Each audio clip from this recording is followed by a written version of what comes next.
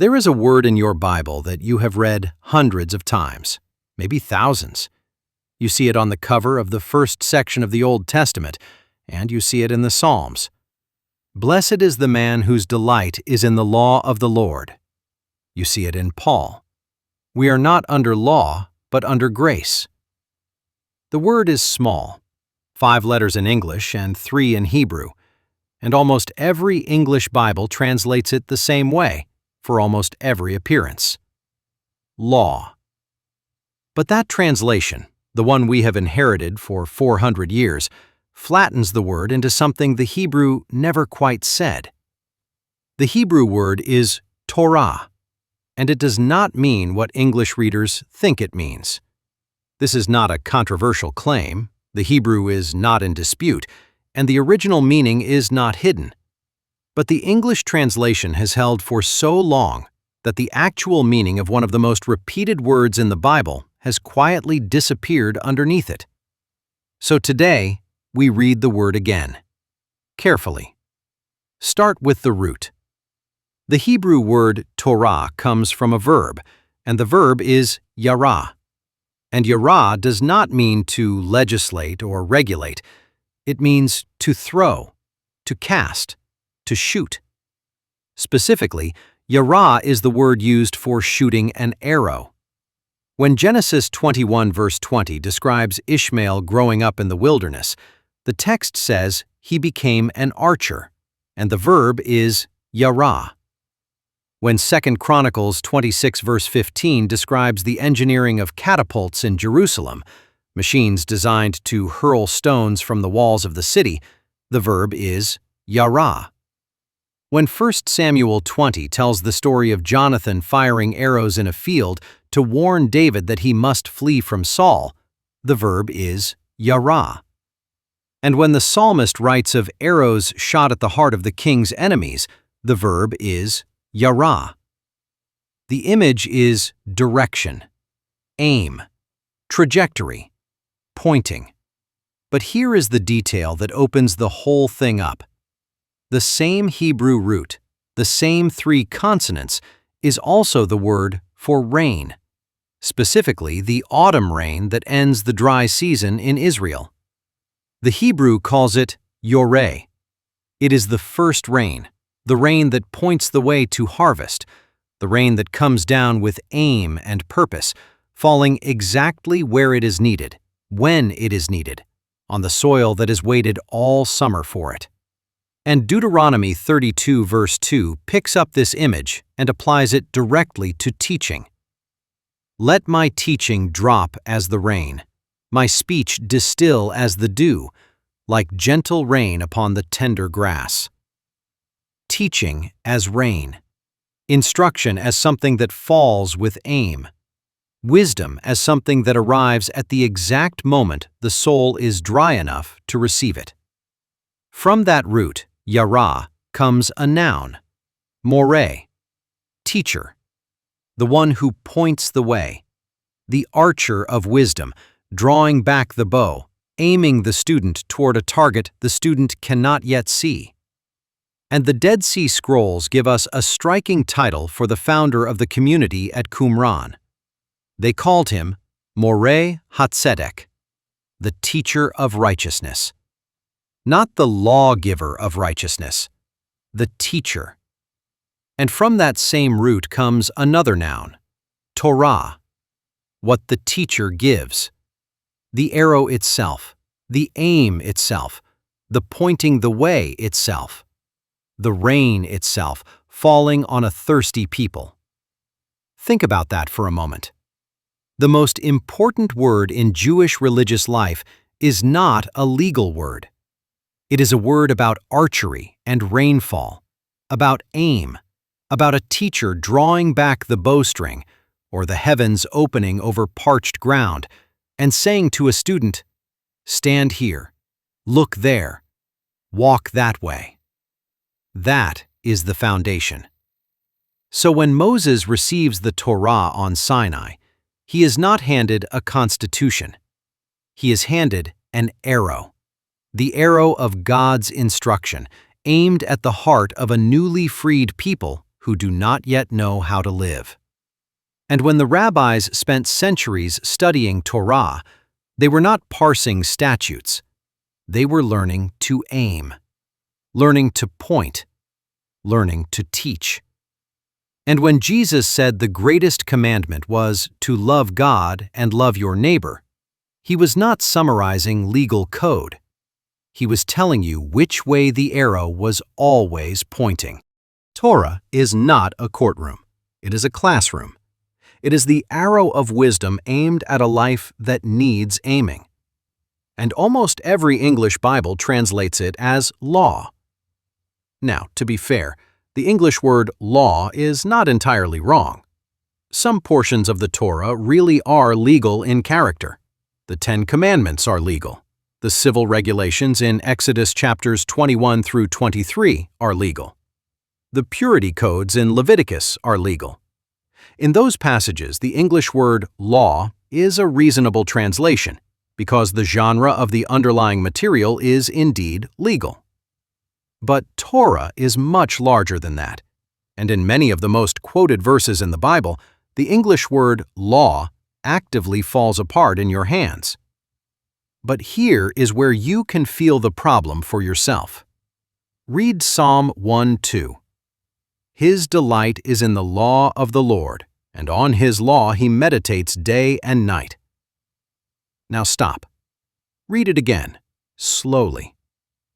Does anyone delight in a legal code? Does anyone meditate day and night on civic regulations? You read tax law if you are forced to, and you consult statutes when you need them, but you do not delight in them. You do not whisper them to yourself when you cannot sleep at 3 a.m. But read the verse correctly. His delight is in the teaching of the Lord, and on his instruction he meditates day and night. Now the psalm makes sense. The poet is celebrating a life shaped by God's deep, beautiful, life-giving instruction. Not a legal code, but a pedagogy, a way of being in the world that has been carefully taught and lovingly received. And then read Psalm 119, the longest chapter in the entire Bible. 176 verses, an 8-fold Hebrew acrostic poem dedicated to one single subject. Many modern Bibles title it Delight in the Law of God, or something similar. But the psalm is not about law. It is about Torah. It is the sustained celebration of the entire instructional life God gives his people. Read every verse with the word teaching in place of law, and the psalm comes alive. The psalmist begs God to open his eyes that he might behold wondrous things from the teaching. And he says the teaching of God's mouth is better to him than thousands of pieces of silver and gold. Read those lines with law, and you wonder how anyone could possibly sustain 176 verses of poetic ecstasy over civic regulations. Then read Joshua 1:8. God tells Joshua at the start of his commission, "This book of the law shall not depart from your mouth, but you shall meditate on it day and night, that you may be careful to do according to all that is written in it." Same problem. Joshua is being told to internalize a teaching, not to memorize a statute book.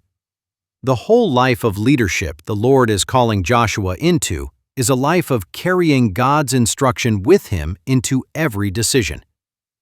And Proverbs 1:8 says, "Hear, my son, your father's instruction, and forsake not your mother's Torah."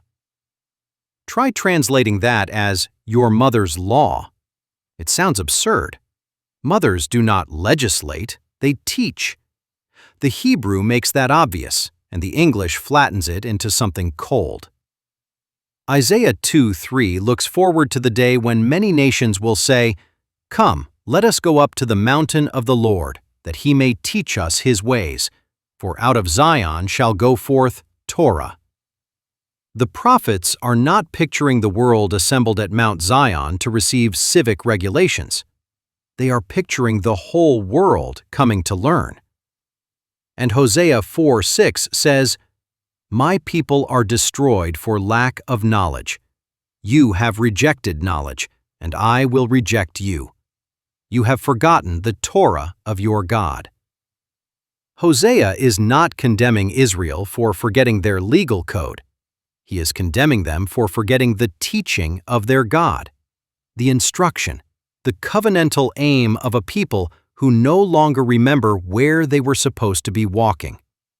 That is not a flat translation issue. That is the difference between a courtroom and a classroom. So, how did we end up here? How did a Hebrew word about teaching, archery, and rainfall become an English word about regulation? The answer starts with a translation made about 200 years before Jesus was born.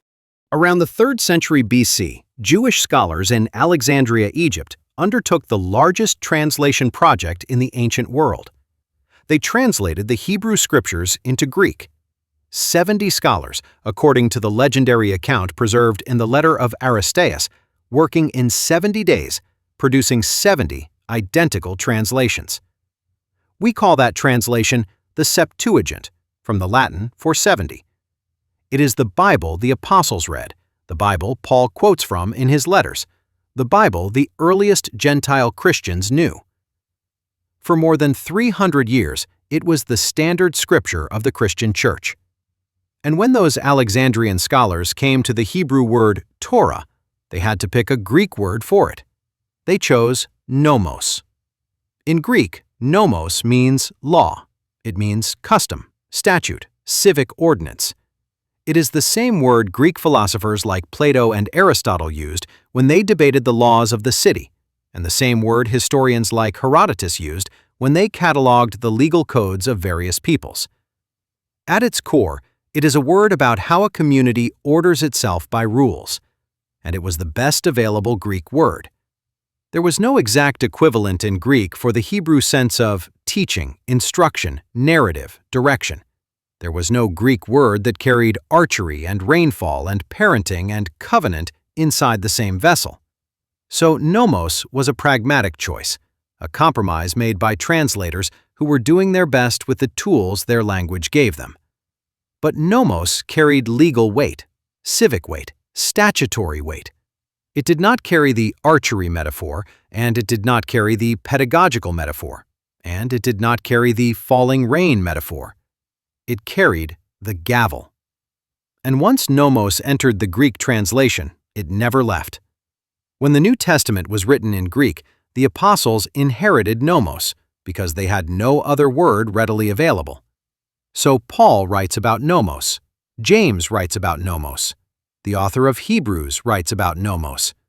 And modern English readers, working from translations made centuries later, naturally assume nomos means what their own English word, law, means. When Latin Bibles translated from the Greek in the 4th and 5th centuries, Jerome and his successors rendered nomos as lex, Latin for law, Latin for statute, Latin for the body of rules a Roman senator might enforce. And when English Bibles came along in the 16th century, William Tyndale and after him the King James translators inherited the whole chain. Torah had become nomos, had become lex, had become law. And the original archery metaphor disappeared somewhere between Alexandria and Geneva. The translation did not lie, it just could not reach far enough. This is the kind of thing that happens when a word travels through 3 languages over 2,000 years. Something gets carried and something gets lost. And the something that gets lost is sometimes the heart of the word. And here is where the trouble compounds. Once English readers inherited the word law, they also inherited a category. They labeled the first 5 books of the Bible the law, and then they tried to read those books as if they were legal documents.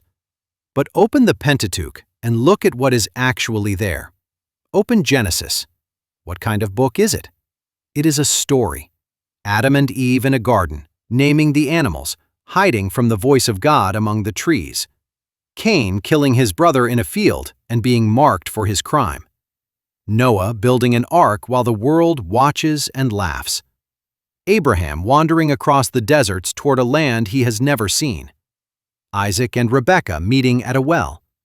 Jacob wrestling at the Jabbok until his hip is wrenched out of socket and the dawn breaks over him.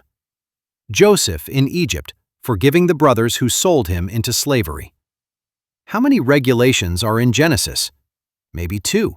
The Sabbath at creation and the covenant of circumcision with Abraham. 2 regulations in 50 chapters of narrative. Genesis is not law.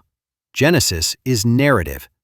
Genesis is the teaching that God gives by telling the truest story He can about how the world began and how a particular family was called to bless it. And Exodus has more legal material, with the 10 Commandments and the Book of the Covenant in chapters 21 through 23, and the long instructions for building the tabernacle. But Exodus also has the burning bush, the plagues, the parting of the Red Sea, Sinai trembling in smoke and fire, the golden calf, and the tabernacle assembled by a people who had been slaves 3 months earlier. Most of Exodus is story. Leviticus is the most regulatory of the 5 books, with the sacrificial system, the purity codes, the Day of Atonement, and the Year of Jubilee. But even Leviticus is woven through with narrative. Nadab and Abihu offering strange fire and dying in front of the altar. The blasphemer stoned outside the camp. The repeated drumbeat call to be holy because the Lord your God is holy. Numbers is 40 years of wilderness wandering, the rebellions and the plagues and the bronze serpent and Balaam's donkey and the daughters of Zelophehad insisting on their inheritance. Story upon story upon story, with regulations sprinkled in. And Deuteronomy is Moses preaching his farewell sermon to a generation that will cross the Jordan without him. It is sermon, it is exhortation, it is teaching. The Hebrew name of the book is Devarim, which means words, Moses' words. Out of the roughly 5,800 verses in the Pentateuch, scholars estimate that fewer than 10% are strictly legal in form. The other 9 verses out of 10 are narrative, poetry, genealogy, sermon, song, and prayer. The Pentateuch is not the law with a few stories sprinkled in for flavor. It is the great teaching narrative of God's people.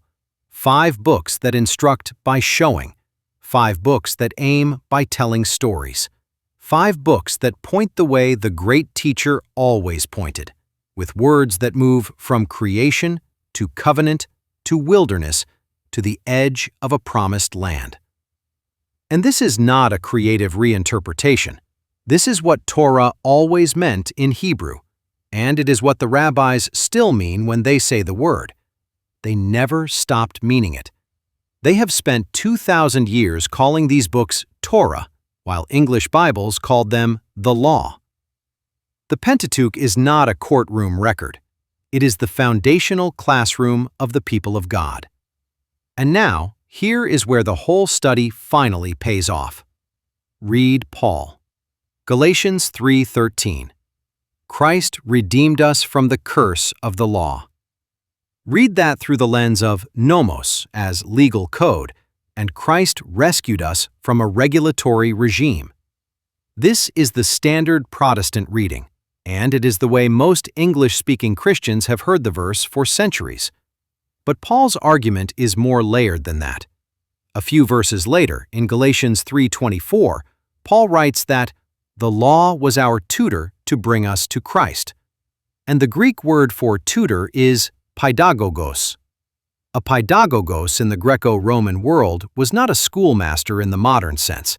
He was a household servant, often a trusted slave, who walked a child to school and supervised his education and his manners until he reached the age of maturity. The metaphor is profoundly pedagogical. Torah as the household teacher who walks beside the child. Not a court bailiff, but a trusted guide, the arrow still pointing. And then read Romans 7:7. I would not have known sin if it had not been for the law. Read it through Torah as teaching, and the teaching itself is what gave Paul his self-knowledge. The instruction revealed the gap between who he was and who he was called to be. The arrow showed him the target he had been missing his whole life. Paul is not saying the Torah is bad. He is saying it did exactly what teaching is supposed to do. It exposed him. Read Romans 3:21. The righteousness of God has been manifested apart from the law, although the law and the prophets bear witness to it. Look at what Paul has just done. He has said the righteousness of God comes apart from nomos, and then, in the same breath, he has said the nomos itself bears witness to that righteousness. This is not the argument of a man trying to abolish a legal code, but the argument of a man saying the teaching has been pointing here all along. And read Galatians 5:14. For the whole law is fulfilled in one word: you shall love your neighbor as yourself. The whole Torah, not the legal portion, but the entire teaching of God to his people, reduced to the central instruction, the aim of the arrow, the point of the lesson. Read Matthew 5:17, where Jesus himself says, "Do not think that I have come to abolish the law or the prophets. I have not come to abolish them, but to fulfill them." Jesus is not promising to enforce a legal code. He is saying he has come to bring the teaching to its full target. He is the arrow, finally landing where it was always aimed. This is the heart of what scholars have called the new perspective on Paul, a major shift in New Testament studies over the last 40 years. E.P. Sanders, James Dunn, N.T. Wright, and Krister Stendahl before them. They have all argued, in different ways, that Paul was not condemning Torah as a system of joyless legalism. He was wrestling with what it means to be Torah people once the Messiah has come. He was rereading the teaching, not abolishing it. And this is not new scholarship. It is old scholarship that English Bibles have been slow to catch up with. Most modern translations still print law in Galatians and Romans without footnotes, without alternative renderings, without flagging what is being lost. But the next time you read Paul, try something. Whisper Torah under the English word law. Hear Paul as a Jewish rabbi arguing with other Jewish rabbis about the right way to live as students of God's teaching. Not a man trying to demolish God's regulations, but a man trying to read the teaching faithfully in light of the teacher who finally embodied it. The arrow is still pointing. So when you next open your Bible and see the word law in Psalm 1 or Genesis or Galatians, pause for a moment. Whisper the Hebrew under it. Torah, teaching, instruction. The arrow aimed at a life that needs aiming. This is not a courtroom God. This is a teacher God, a God who points the way, who tells stories that shape a people, who gives commandments inside a covenant, who instructs the way a patient parent instructs, with love, with persistence, with years. The God of the Hebrew Bible is not the God of regulations. He is the God of the lesson he has been teaching since the first verse of Genesis, the lesson that finds its fullness in a Galilean teacher named Yeshua, whose name means He saves, and who looked at the weary crowds gathered around him and said, "Take my yoke upon you and learn of me. Take my teaching." The arrow has been pointing this way since the first page of Genesis. If this opened something for you, a word, a verse, an arrow you had not seen before, share it with someone who would want to read with you. Subscribe if you want to keep going deeper, and leave a comment, even one word. It tells me you are out there. God bless you.